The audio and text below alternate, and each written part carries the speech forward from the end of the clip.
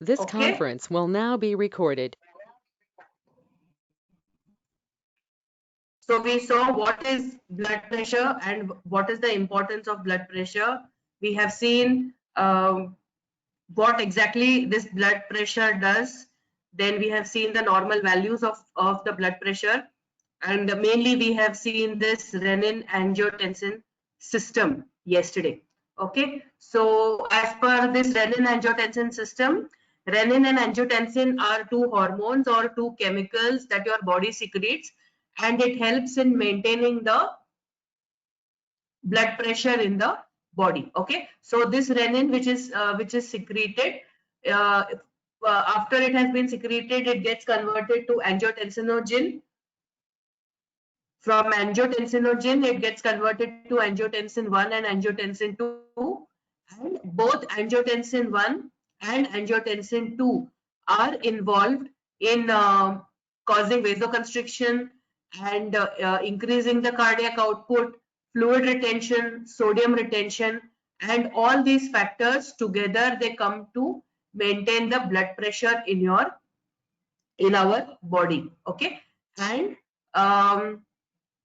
somebody asked me yesterday about angiotensin 3. No clear view is still available about what angiotensin 3 exactly does. Okay, so when you see this flow chart, you see that angiotensinogen is converting to angiotensin 1 and angiotensin 2. So if you could have an enzyme which will block the conversion of angiotensin 1 to angiotensin 2. If you could have a chemical or a drug which could block this conversion, then you could inhibit the formation of angiotensin 1 and 2, and you could inhibit or you could control the blood pressure. Okay, we have also seen the classification of the antihypertensive agents, the renin-angiotensin system inhibitors. They are also called as ACE inhibitors. ACE stands for angiotensin converting enzyme inhibitors. Okay. Then there are angiotensin antagonists or angiotensin 2 blockers. There are selective alpha adrenergic antagonists, centrally acting adrenergic drugs, beta blockers, vasodilatory agents, potassium channel agonists, and adrenergic system inhibitors. So based on their pharmacological action, we have classified antihypertensives also yesterday, and we shall now move on to the first class of antihypertensive agents, that is the ACE inhibitors or the renin angiotensin system inhibitors. Okay, so these are ACE inhibitors or angiotensin converting enzyme inhibitors. They, as the name tells you, they will block or they will inhibit the conversion of angiotensinogen to angiotensin 1 and to angiotensin 2. And if you go back to the system, the flow chart, you will see that if angiotensin 1 and angiotensin 2 both are not formed, then there will be no vasoconstriction, cardiac output will not increase, and you will be able to maintain or lower the hypertension or blood pressure that is there in the body. Okay, so in this case, there are examples like captopril, enalapril, which are available, and these drugs, captopril, enalapril, or both of them, they are blocking or they are binding to the angiotensin converting enzyme, and after binding or after stopping the conversion by blocking the angiotensin converting enzyme, these drugs will lower the elevated blood pressure that is there. Okay, so first you take down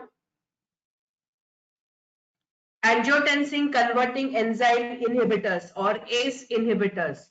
You can also call them renin angiotensin converting enzyme inhibitors. Okay,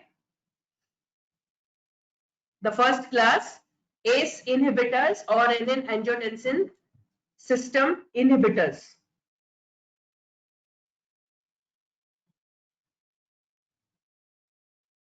Okay, now I'm locking the class.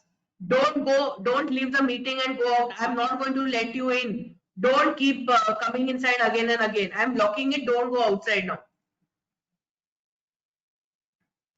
Okay, so take down about the angiotensin converting enzyme inhibitors.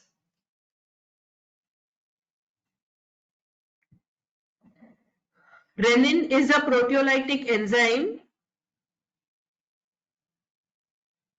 which is secreted by the kidneys. The moment I lock, somebody comes.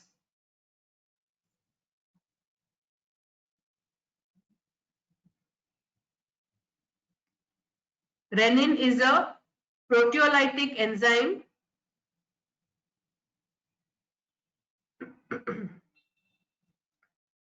secreted by the kidneys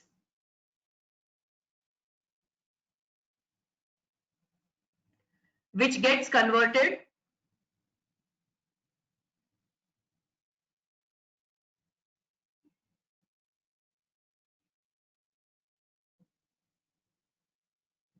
to angiotensinogen in the liver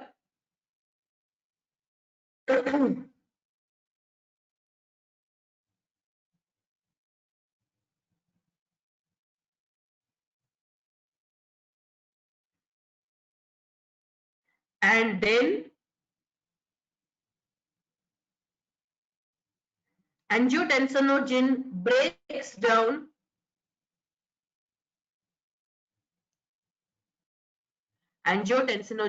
breaks down to form angiotensin 1 and angiotensin 2. Angiotensin 1 and angiotensin 2.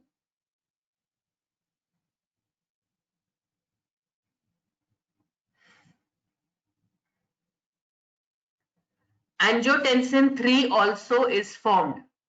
Angiotensin 3 is also formed. Leave a line, next line.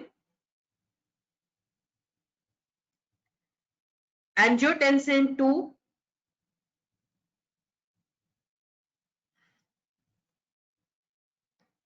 increases arterial blood pressure. Angiotensin 2 increases arterial blood pressure, comma, it stimulates the release of antidiuretic hormone vasopressin. It stimulates the release of antidiuretic hormone vasopressin.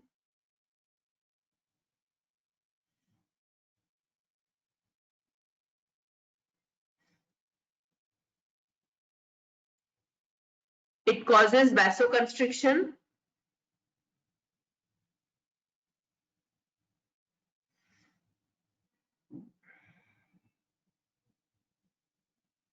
and also regulates aldosterone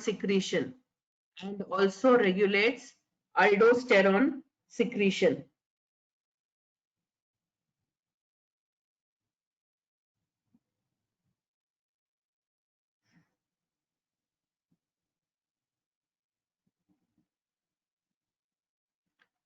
Leave a line, next line, put a star in the margin. The release of vasopressin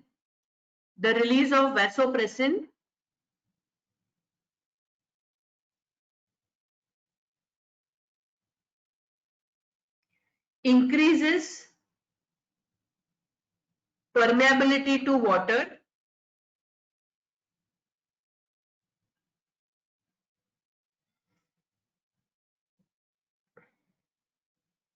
therefore decreasing urine output.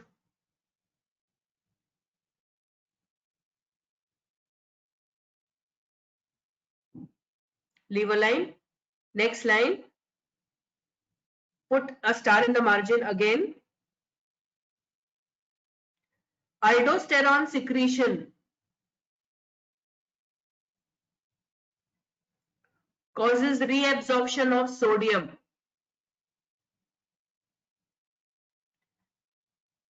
aldosterone secretion causes reabsorption of sodium. Therefore, increasing blood volume. Therefore, increasing blood volume, comma, vascular resistance,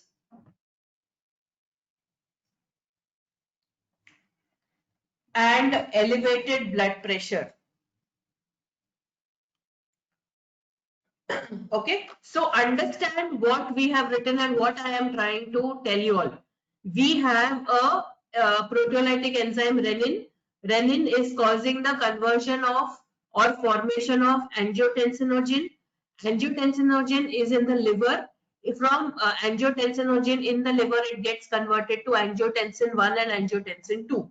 Now, this conversion to angiotensin 2 requires the ACE enzyme, that is the angiotensin converting enzyme. It is required. Okay. Now, if this enzyme is there, then angiotensin 2 will cause two things to happen. Number one, there will be formation of vasopressin. Number two, there will be formation of aldosterone. Okay. Now, vasopressin is an antidiuretic hormone, means it decreases the urine output. There are diuretics and there are antidiuretics. When you want the urine output to decrease, you will use an antidiuretic. When you want the urine output to increase, you will use a diuretic agent. So the next topic that we will be taking will be the diuretics. Okay. So when vasopressin is secreted, the water that could be lost from your body through urine will decrease. There will be water retention that will happen. Okay. Now, at the same time, simultaneously, aldosterone secretion is also happening. So this aldosterone which is being secreted, it is causing the retention of sodium. And I told you yesterday, because of sodium retention, there will always be water retention. Sodium will never stay back alone. Okay. So there is sodium retention due to aldosterone and there is water retention due to vasopressin. Now there is a double problem. Because sodium retention is happening, again more water will be the body will retain more water. Like one part vasopressin is retaining, the other part extra burden is being put by the aldosterone secretion because it is retaining the sodium ions. Okay, so when all this happens, there is excessive load of water, there is excessive load of sodium, and along with sodium, I told you there are other different types of ions also. They also will get retained in the body. At the same time, your blood vessels, the arterioles, will start becoming narrow, and there will be elevation in the blood pressure. This is the normal process that happens in the body. It is to maintain the blood pressure at the level of 120 to 120 by 80 mm of Hg. This is the normal process that happens. Now, when there is a hypertensive patient, at that particular time, there may be excessive secretion of vasopressin, there may be excessive secretion of aldosterone, or there may be both. Okay. Now, from where is this coming? Vasopressin and aldosterone, it is coming from angiotensin 2. And where is angiotensin 2 coming from? Angiotensin 2 is coming from angiotensin 1. Okay. So because angiotensin 2 is stimulating the release of vasopressin and aldosterone, we need to control the level of angiotensin 2. And because angiotensin 1 is getting converted to angiotensin 2, because of the ACE enzyme, that is the angiotensin converting enzyme, we will need a drug which will block this conversion. Okay. I hope you all have understood. If you all have not understood, please put it in the chat box. I will repeat it once again. Not for latecomers.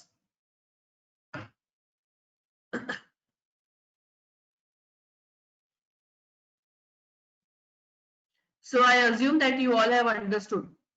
Okay. So because of all these things, there is elevated blood pressure in the body. Now you design a drug which is going and binding to the angiotensin converting enzyme.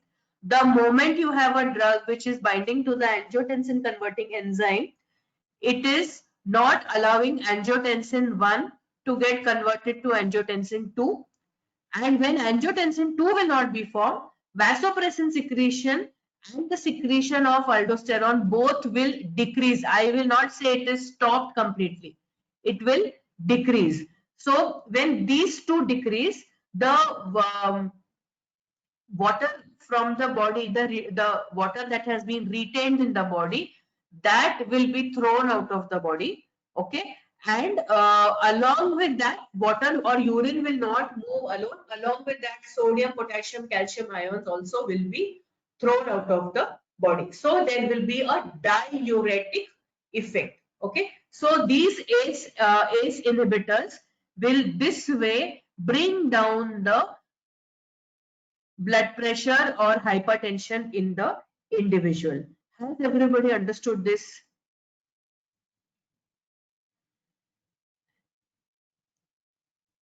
Yes or no? Yes. Okay. Fine. Okay. So what was the last thing that you all wrote? We have not started writing, no? Anything.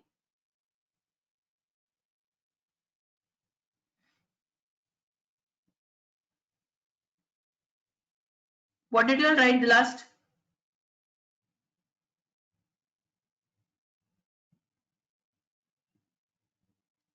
Somebody unmute and tell. Ma'am, aldosterone secretion causes reabsorption. Aldosterone secretion That point. causes reabsorption of sodium.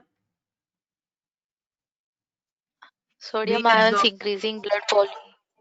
Yes, increasing blood volume and vascular resistance. Okay, fine. So that means we have written about what is it is doing. Okay. Now next you write ACE inhibitors, ACE, all three capital letters. ACE inhibitors competitively bind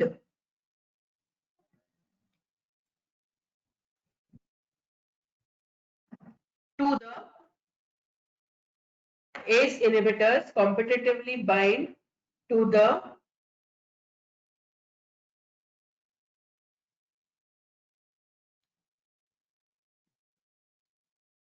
angiotensin converting enzyme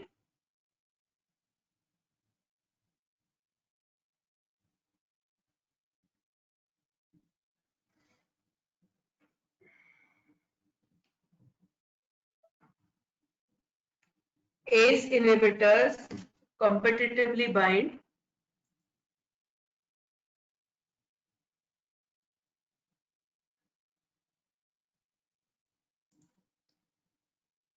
to the angiotensin converting enzyme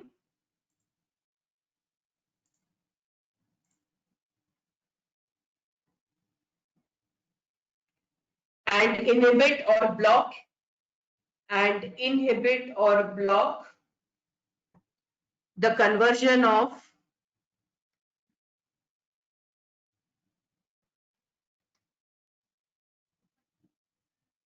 angiotensin 1 to angiotensin 2.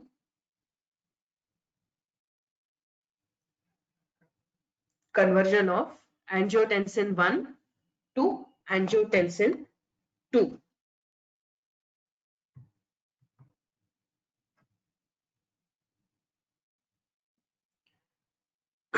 Example, captopril,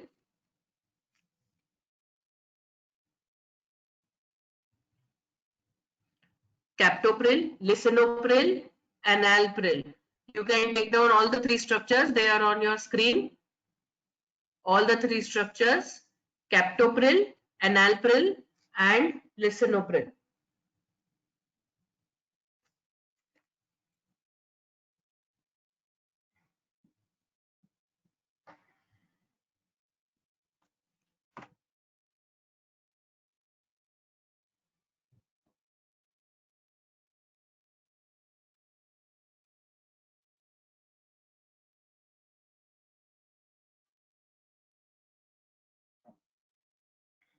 Once you're done with taking down all the three structures, please let me know in the chat box.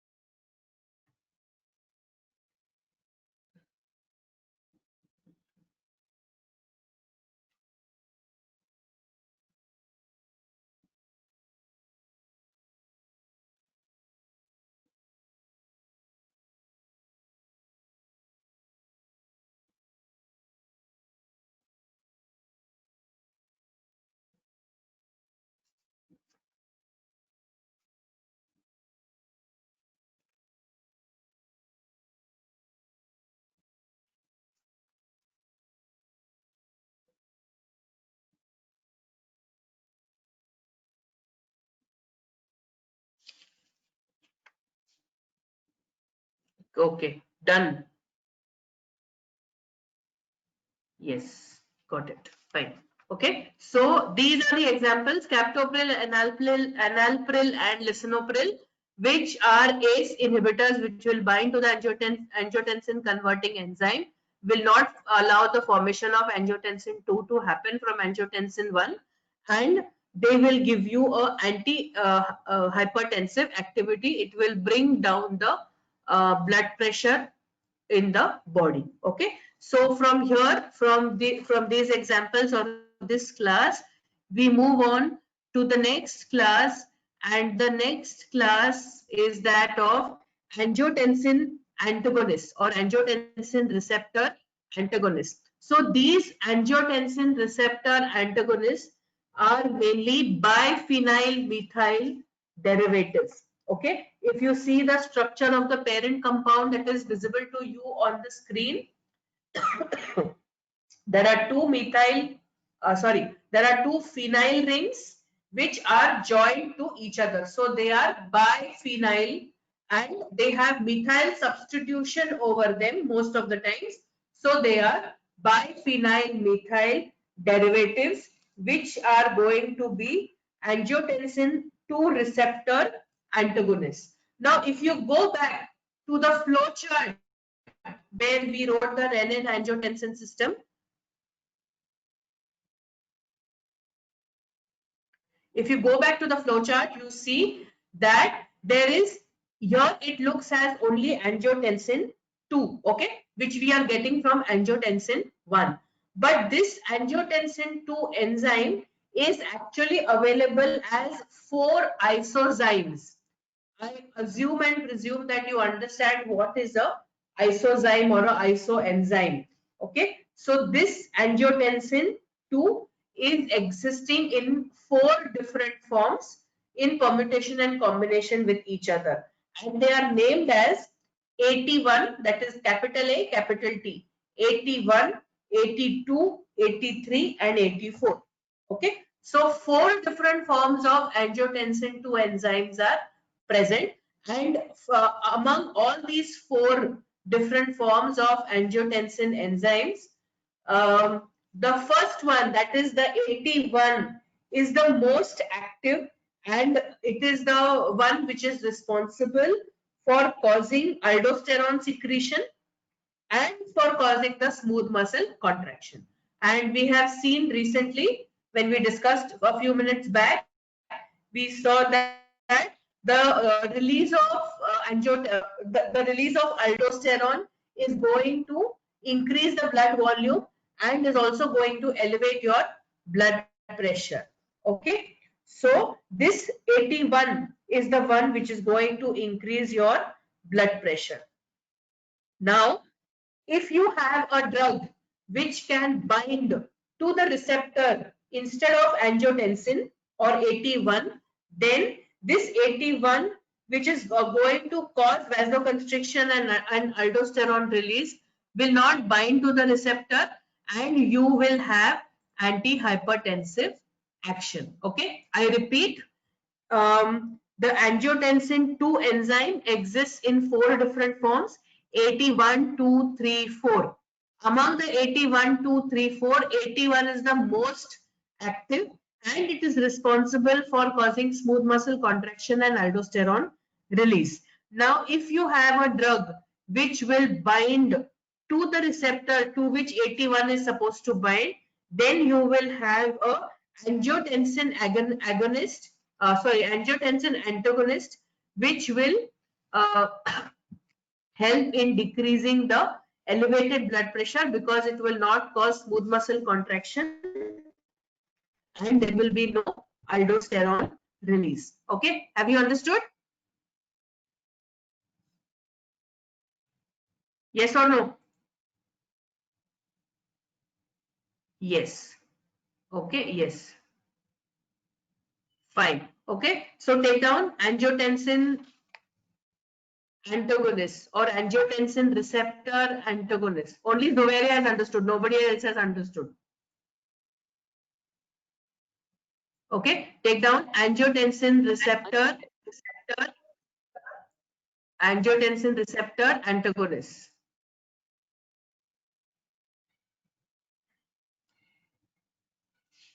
These drugs are mainly biphenyl methyl derivatives. These drugs are mainly, put a star mark for this. Whenever you see a chemical description coming up for any class of drugs, always remember this could come for you as an MCQ. Angiotensin receptor antagonists are biphenyl methyl derivatives which possess certain acidic moieties,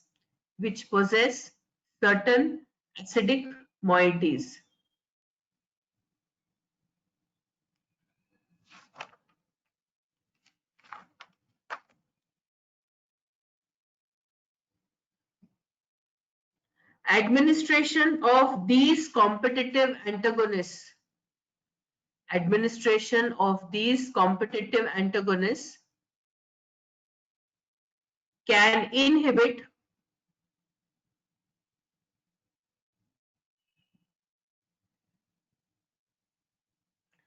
angiotensin 2 formation,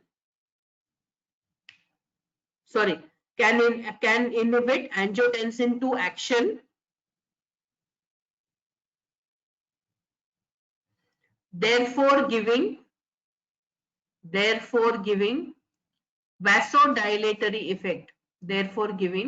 vasodilatory effect.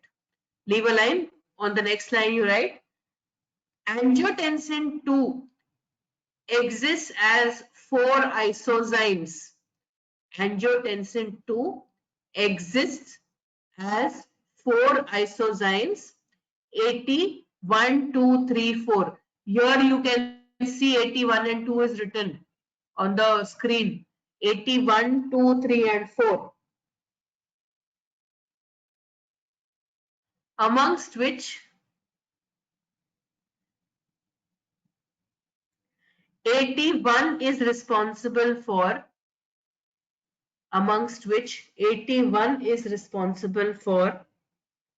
smooth muscle contraction,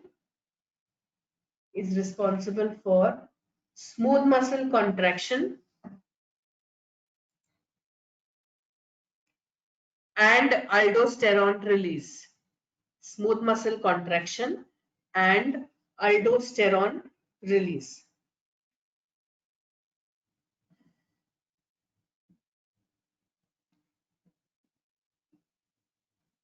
Leave a line, next line. The angiotensin 2 receptor blockers,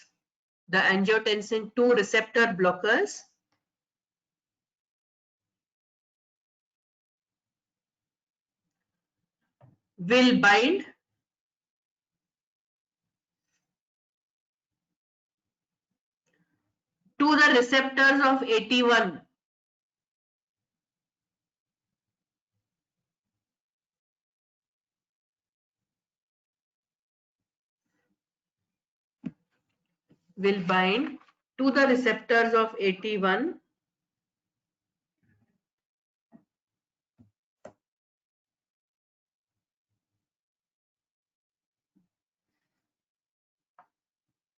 and inhibit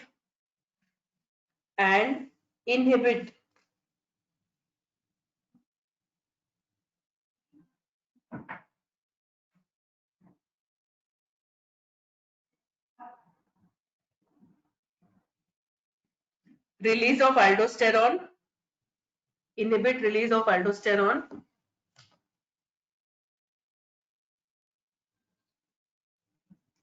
inhibit release of aldosterone,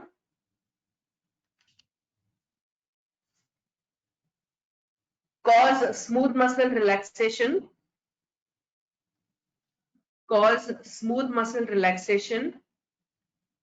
reduce heart rate and cardiac output, reduce heart rate and cardiac output.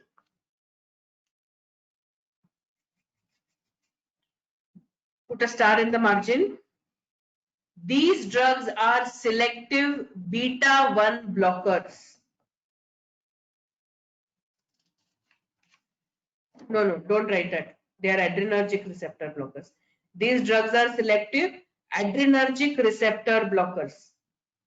These drugs are selective adrenergic receptor blockers, especially alpha-1 adrenergic receptors.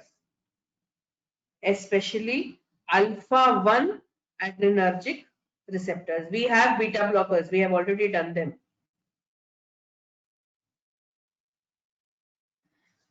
Example, losartan. Okay, now on the screen, you can see the biphenyl methyl derivative. On the screen, you can see the structure of biphenyl methyl derivative.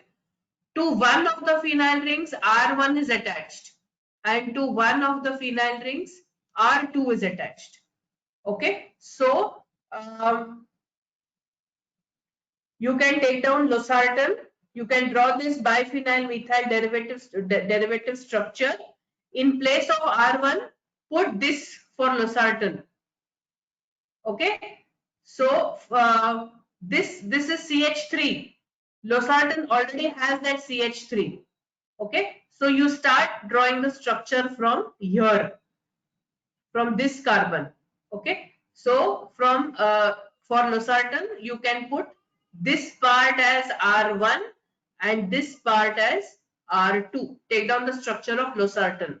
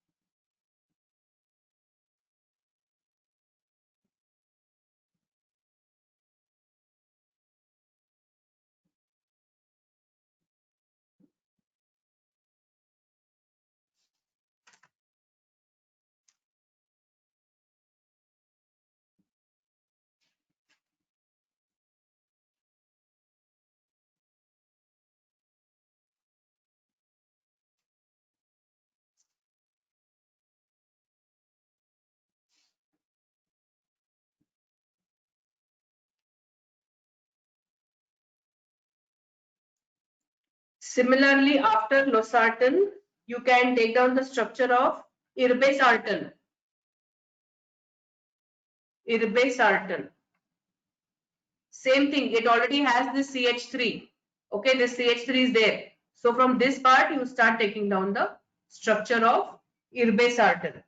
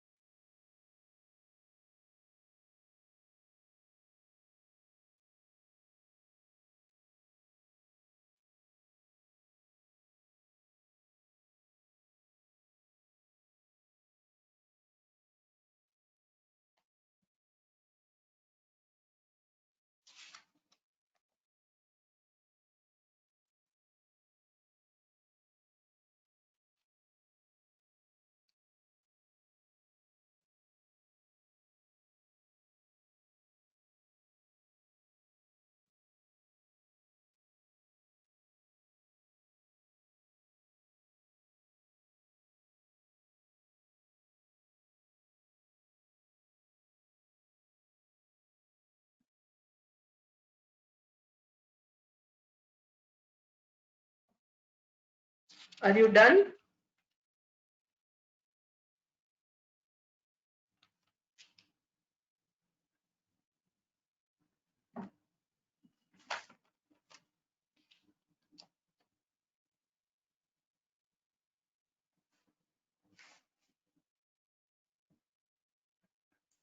Are you done?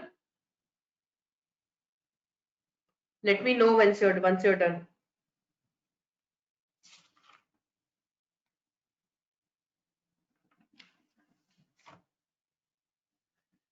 Okay, fine. So these were the two examples, losartan and irbesartan. We'll next move on to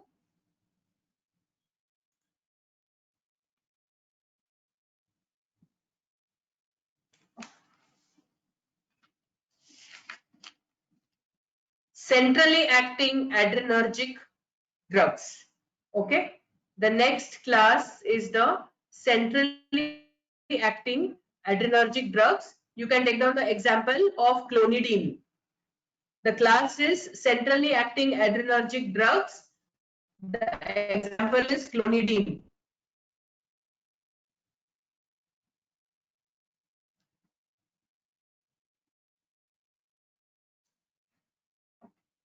You can take down the structure of clonidine.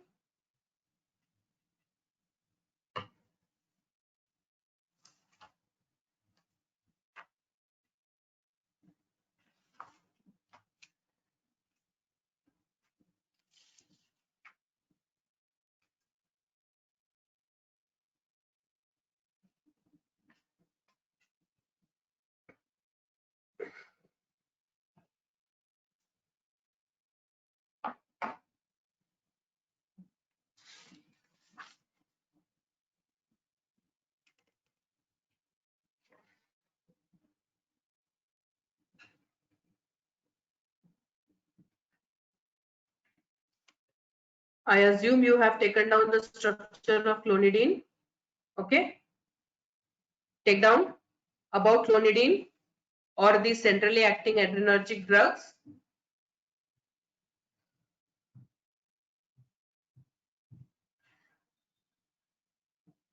These drugs act by stimulating. These drugs act by stimulating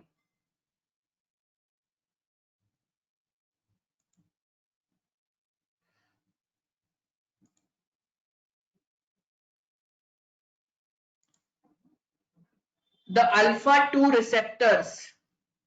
Stimulating the alpha 2 receptors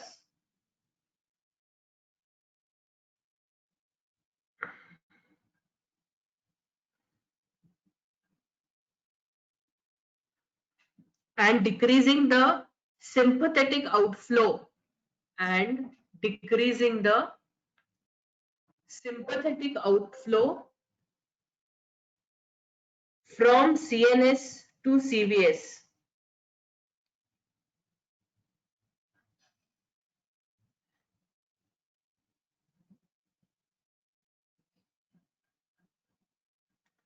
From CNS to CVS.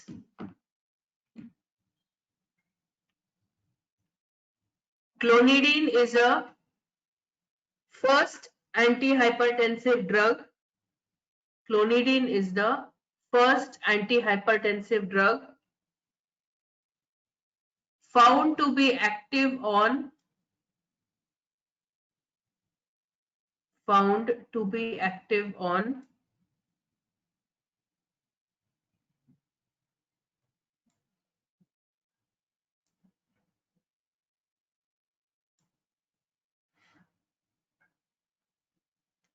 the CNS. Found to be active on the CNS.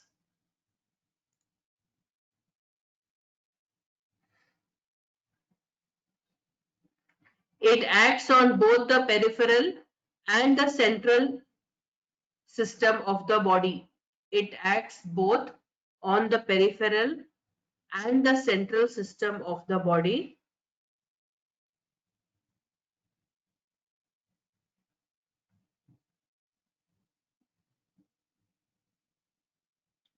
decreases plasma levels of renin, decreases plasma levels of renin,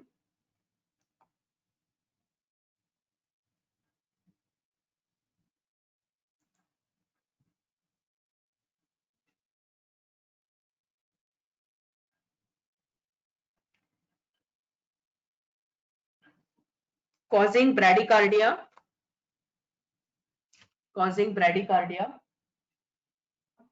and decreasing cardiac output, causing bradycardia and decreasing cardiac output.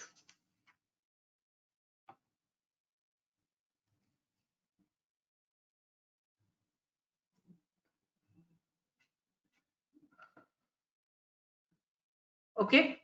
Next class is that of vasodilators. The name of the class itself tells you that it is going to dilate the blood vessels. Example for this is hydrazine hydrochloride. The name of the drug is hydrazine hydrochloride. You can take down the structure. Hydrazine hydrochloride.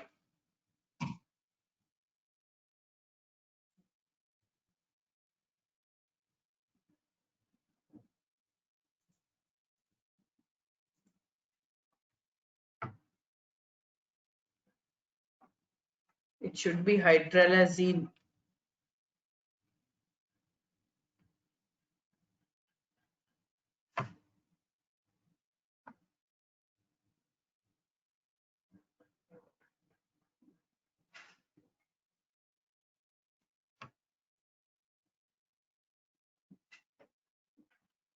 Take down the structure of hydralazine hydrochloride.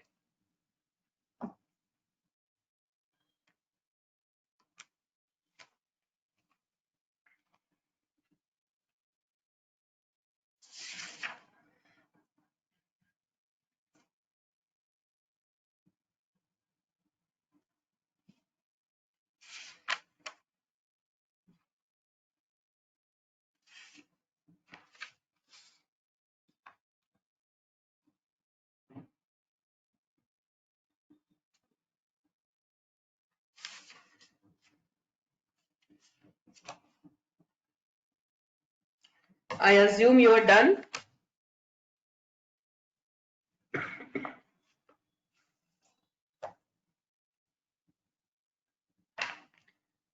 This class of vasodilators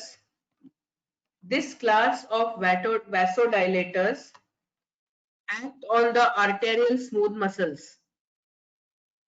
Act on the arterial smooth muscles.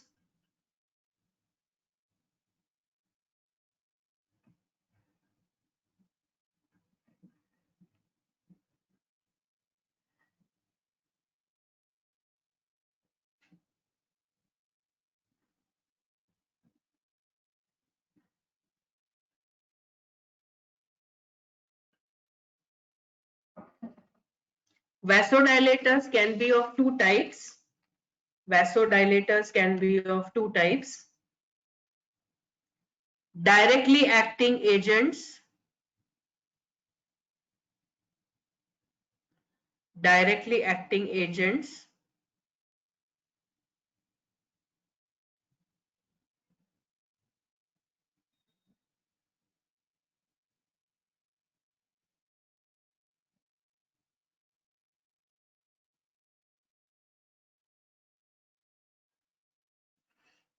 Example, hydralazine hydrochloride and sodium nitroprusside.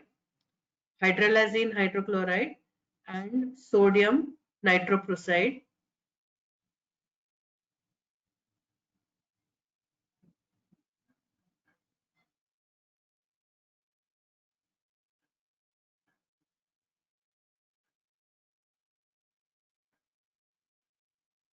And indirectly acting agents.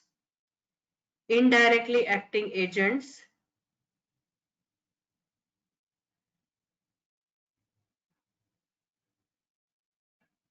like reserpine, RESERPINE.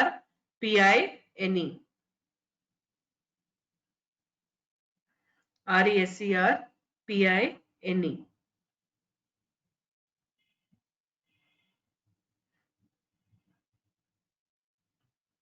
First take down about hydralazine hydrochloride.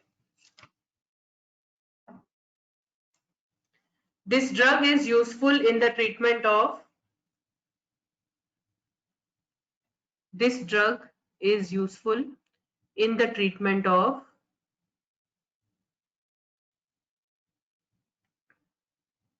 mild to moderate hypertension. Mild to moderate hypertension.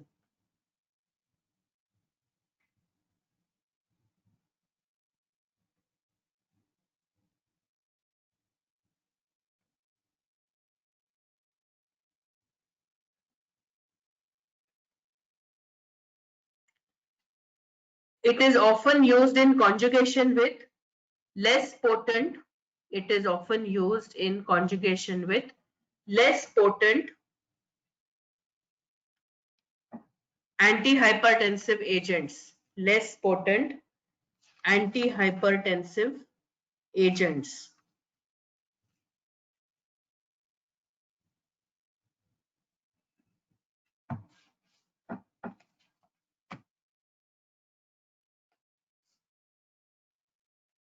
Its main action is on the smooth muscles of the vascular walls. Mechanism of action. Its main action is on the smooth muscles of the vascular wall.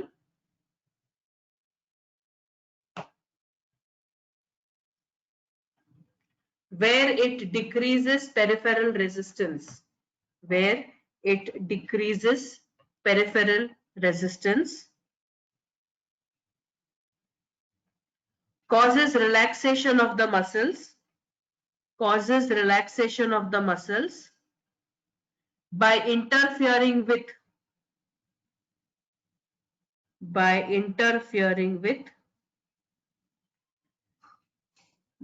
the entry and release of calcium. The entry and release of calcium.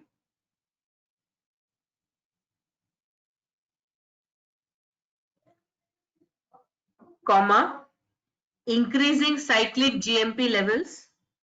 Increasing cyclic GMP levels. Thus causing vasodilatory activity. Thus causing vasodilatory activity.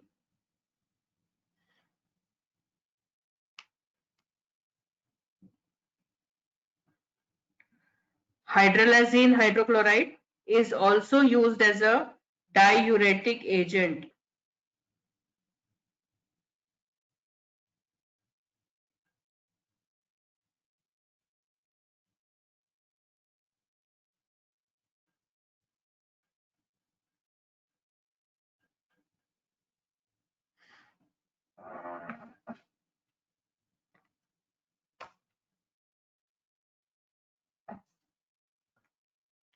Next drug is sodium nitroprusside. You can see the chemical formula over here for sodium nitroprusside under other vasodilators or indirectly acting vasodilators. Can you see?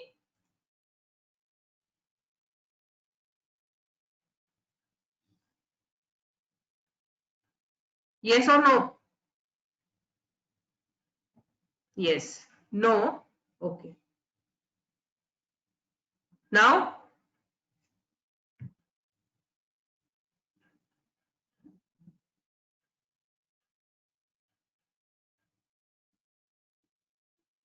can you see? Okay, wait 1 minute.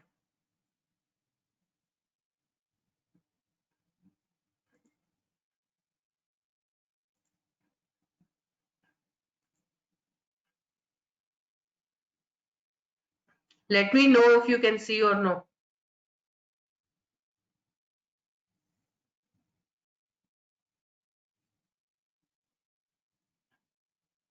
Yes. Na2Fe, open a round bracket, Cn, close the round bracket, 5 NO. Okay. Sodium nitroprusside. You can take down the chemical formula for it.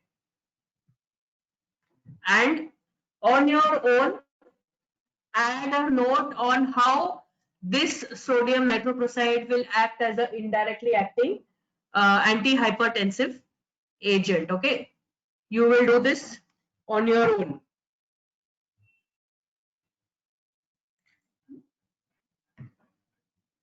We move on to the next class of antihypertensive agents, and those are potassium channel agonists. Example is minoxidil. Can you see the structure of minoxidil?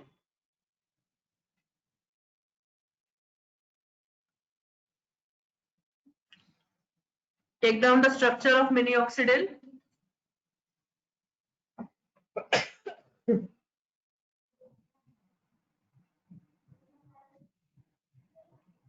Take down the structure of minoxidil.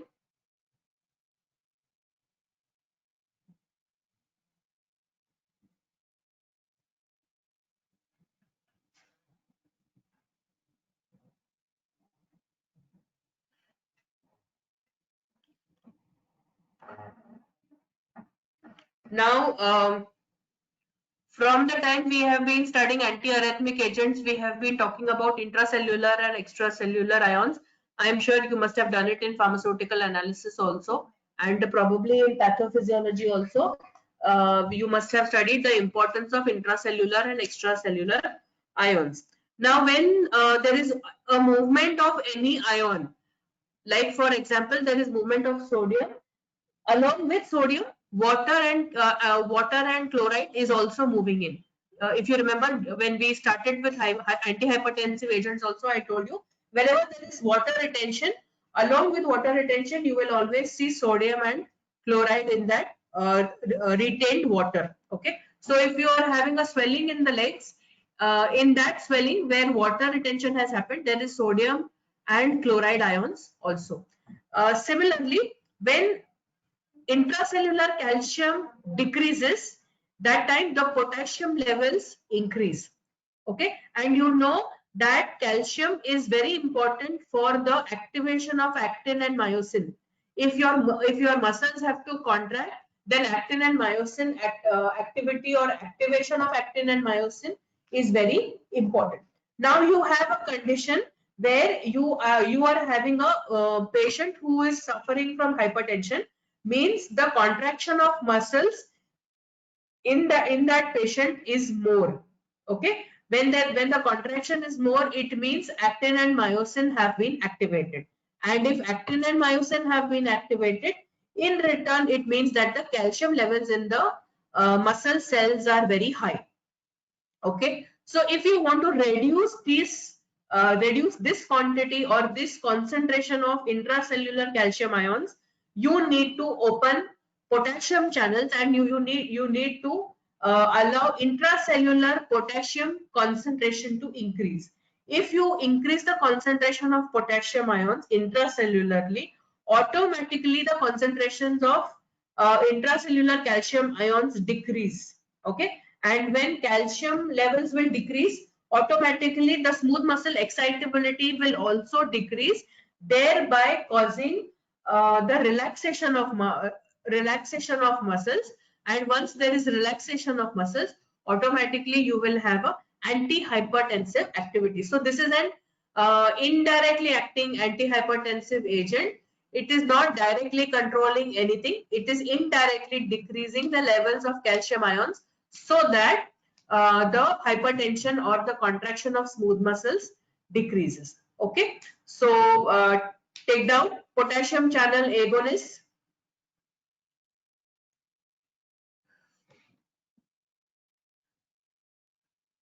These agents activate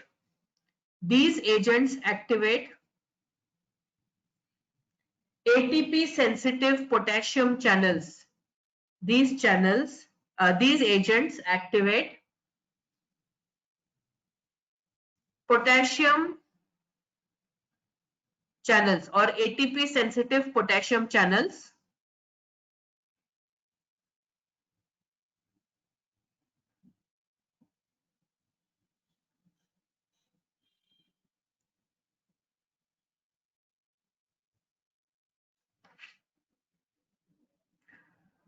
and they also simultaneously cause decrease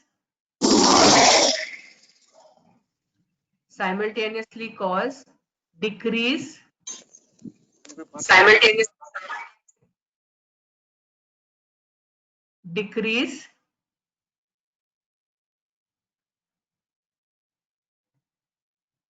of intracellular calcium ions,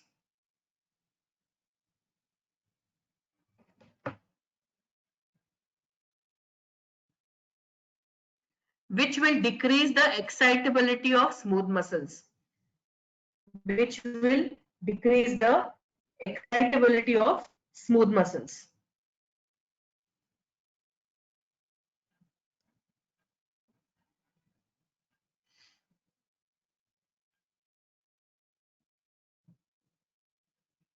And subsequent vasodilation.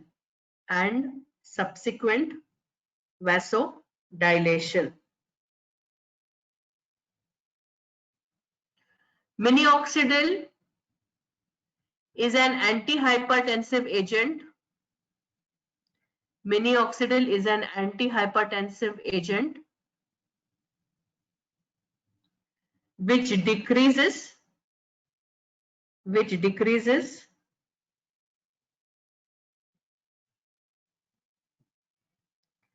arteriolar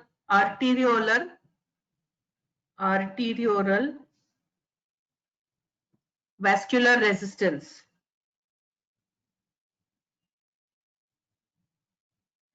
and has a vasodilatory action.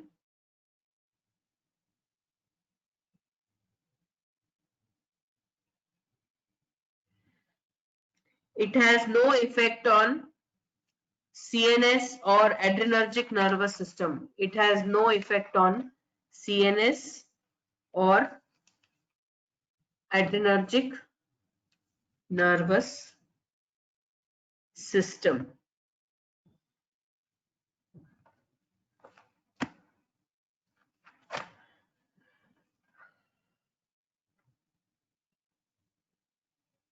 Okay.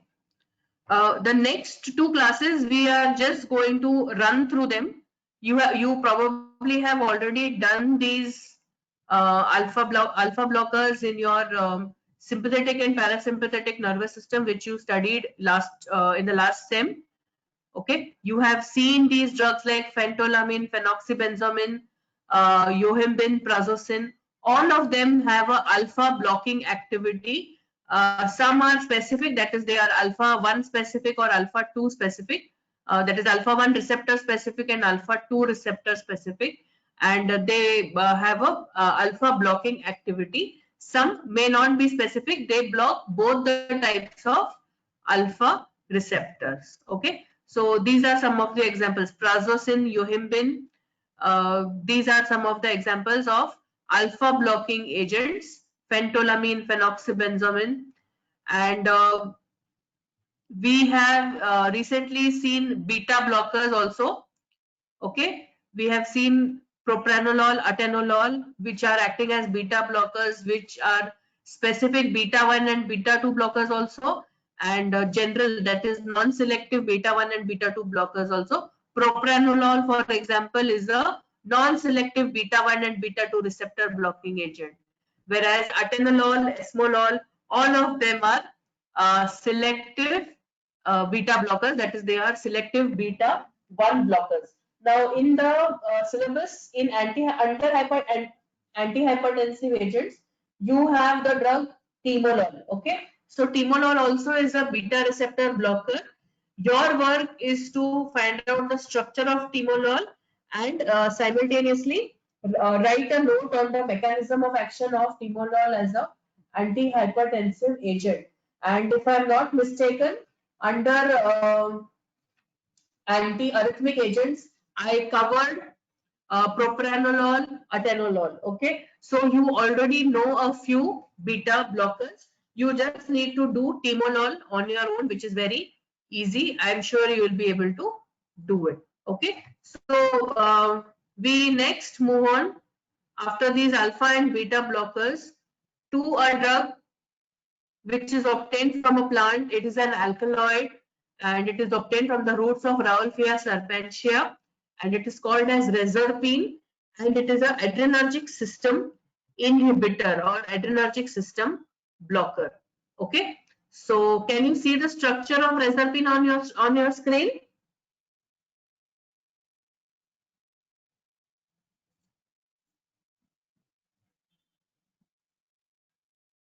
Yes or no? Can you see the structure of reserpine? Yes. Okay. So take down adrenergic system inhibitors. Last class, adrenergic system inhibitors.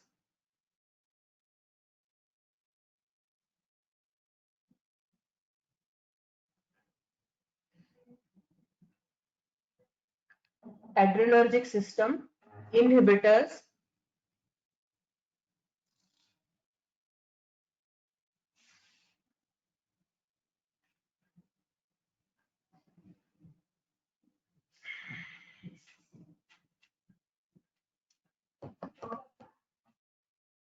Drugs that reduce the blood pressure. Drugs that reduce the blood pressure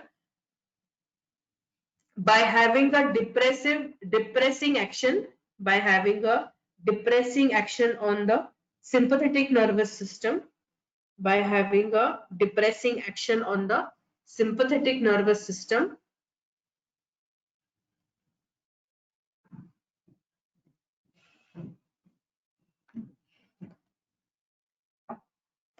are called as antihypertensive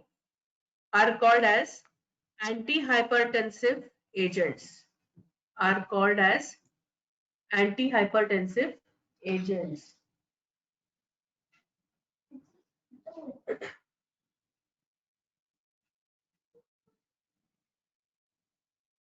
These adrenergic system inhibitors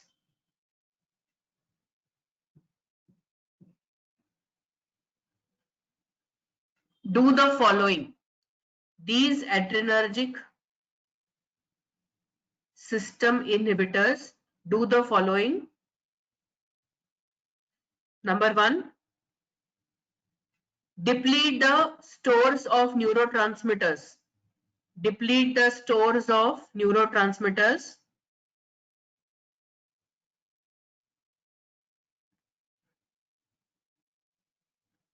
Inhibit neurotransmitter production or synthesis. Inhibit neurotransmitter production or synthesis. And antagonize the action of neurotransmitters on the cells. And antagonize the synthesis of neurotransmitters on the cell.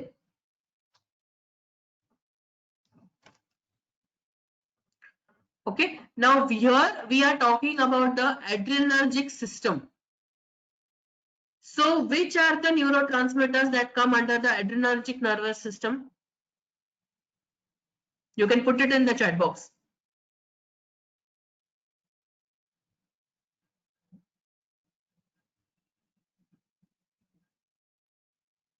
Yes, yes, adrenaline. Okay, adrenaline, noradrenaline are the two most common neurotransmitters which belong to this class of the adrenergic system. And blocking of this adrenaline and noradrenaline will give you antihypertensive activity, or it will have an antihypertensive action, or it will bring down the blood pressure of the patient. Okay, so these are the three ways in which you can have action of adrenergic system inhibitors. The example of this class is reserpine. You can take down the structure of reserpine.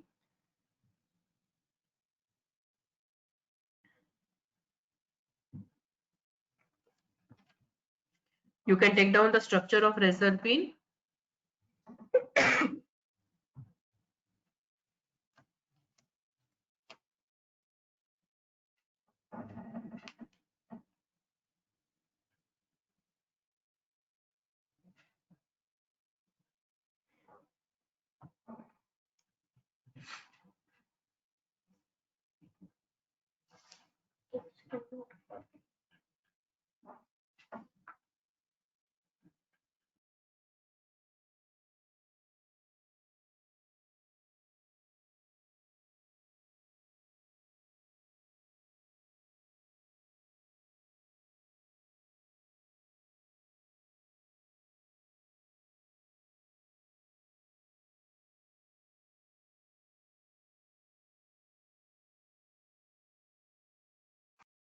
Reserpine is an alkaloid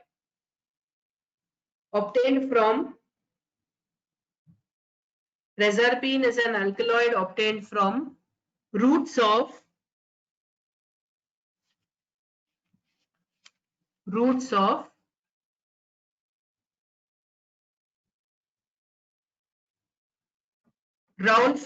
serpentia. Spelling is on the screen. Rauwolfia serpentia. It depletes the catecholamine and serotonin levels. It depletes the catecholamine and serotonin levels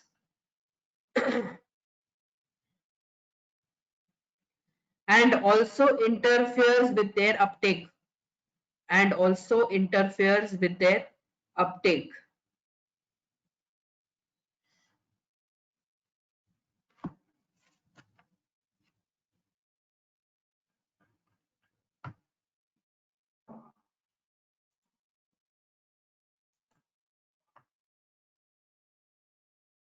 Okay, so with this we complete the topic of antihypertensive agents.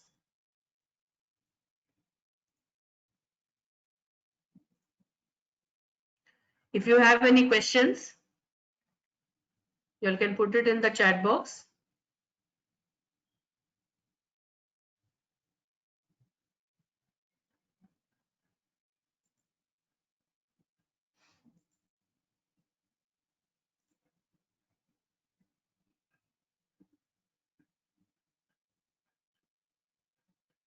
No questions?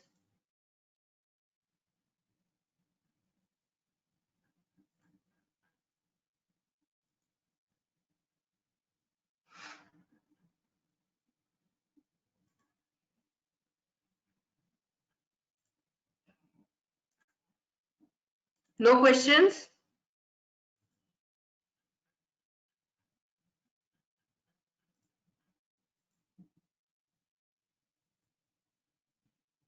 Okay, so I assume you all have no questions because I have not put anything in the chat box. Okay, so now if you see the syllabus, there are 2-3 drugs which I have left it for you to do. They are very easy, like guanethidine. You can do it on your own. That is also a traditional adrenergic blocking agent, and there are a lot of guanethidine and its related compounds, and they act on the post-ganglionic neurons. Okay, so guanethidine and its derivative guanbenzacetate. These are 2 drugs that you need to do on your own. Then methyl dopate hydrochloride, you need to do that also on your own. On your own, in the sense you have to do the structure and mechanism. I have already covered the basics of those drugs in some class or the other. Like for example, I have not taken timolol. Okay, but timolol, you know, is a beta blocker. From the name itself, you can tell that it belongs to the class of sotalolol, atenolol, and propranolol. So you can do timolol on your own. Okay, so with this we finish antihypertensive agents.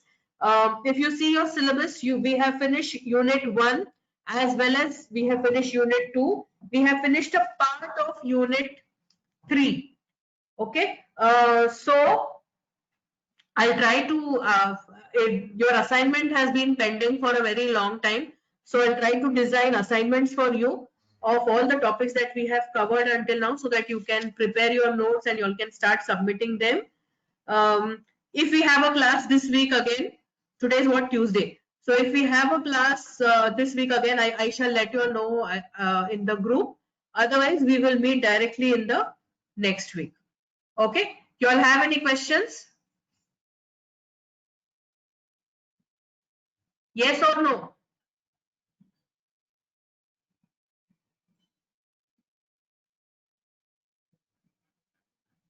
Okay, very good. So I assume you have understood everything. We can probably move on to diuretics in the next class and finish the entire unit 2. Okay. So if you all don't have any questions, you all can log out. The class is over.